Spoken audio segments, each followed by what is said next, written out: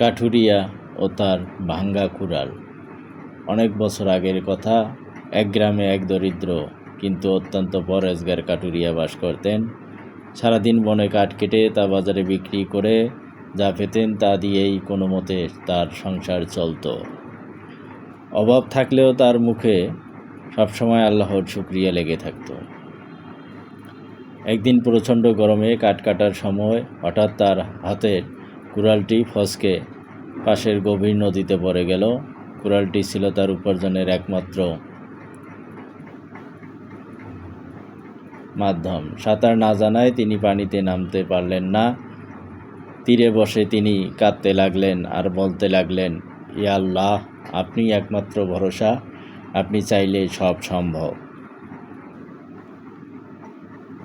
এমন সময় একজন পথিক সেখান দিয়ে যাচ্ছিলেন। কাঠুরিয়া কান্না দেখে তিনি কারণ জিজ্ঞাসা করলেন। সব শুনে পথিকটি নদীতে ডুব দিলেন এবং একটি সোনার কুড়াল নিয়ে উপরে উঠে এলেন। পথিক জিজ্ঞাসা করলেন, এটা কি তোমার? কাঠুরিয়া সততার সাথে জবাব দিলেন, না, এটি আমার নয়। পথিক আবার ডুব দিলেন এবং এবার একটি রূপার কুড়াল নিয়ে এলেন। কাঠুরিয়া আবারও বললেন, না, এটাও আমার নয়।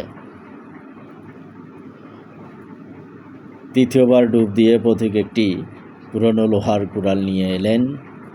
সেটি দেখে কাঠুরিয়া খুশিতে চিৎকার করে উঠলেন, হ্যাঁ, এটাই আমার কুড়াল, আলহামদুলিল্লাহ।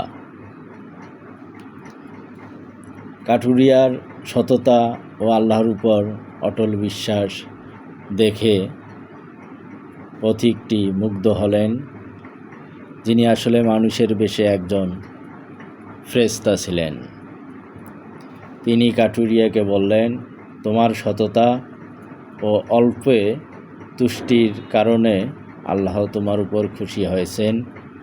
পুরস্কার স্বরূপ এই 3টি কুড়ালই এখন তোমার।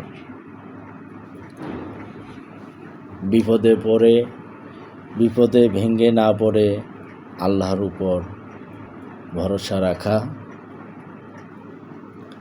অভাবের সময়ও অন্যর জিনিসের প্রতি লোভ না করা, আল্লাহ সত্যবাদীকে সবসময় অভাবনীয় উৎস থেকে সাহায্য করেন।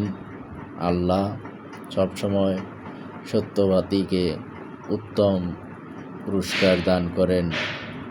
আমাদের সবাইয়ের উচিত সত্যবাদী হওয়া, উত্তমভাবে চলাফেরা করা।